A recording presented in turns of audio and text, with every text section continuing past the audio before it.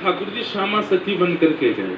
ठाकुर जी ये विचार करके गए, मैं जाके किशोरी जी के मन की देख के तो आऊं कि मेरे सामने तो प्रिय प्रिय बोले मोए, मेरे बिना ही मोए मेरे बारे में कहा बोले, मैं एक बार सुन के तो आऊं।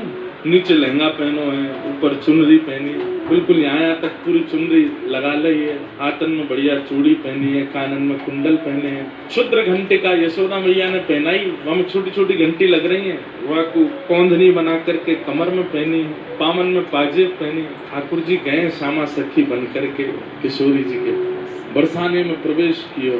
सबरी गोपी के आहा कैसी मनोहर चाल है, नेक सी गोपी कैसी मटक मटक के चल रही है। अरे सखी तू कौन की लाली है? ठाकुर जी तेज तो हैं बोलने में, जो पूछे तू कौन की लाली, बोले तेरी हूँ भूल गई। अरे बड़ी चपड़ चपड़ बोला है। पहुंच गए ठाकुर जी बरसाने। बरसाने में द्वार पर जाकर के सखी से बोले मुझ को भीतर जान दो। सखी बोली कौन हो तुम? बोली मैं श्यामा सखी हूँ। कहाँ ते आई हो?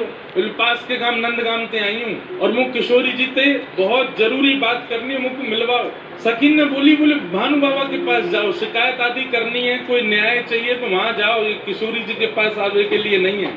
और नहीं हम तो किशोरी जी से ही बात करेंगे, ऐसी बात है कि मैं वृषभानु जी से ना कैसे। सकीर ने जाकर के भीतर किशोरी जी से कही हे लाड़ लीजू, बाहर एक गोपी ठाड़ी है और यूं कह रही है कि बात आपसे ही बात करनी है और आपसे बात करके कछु न्याय करानो है।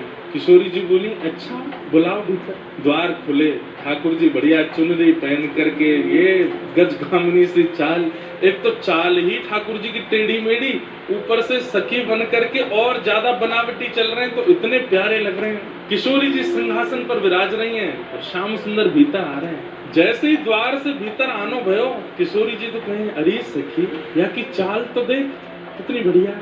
ललिता विशाखा बोली हाँ चाल तो बढ़िया।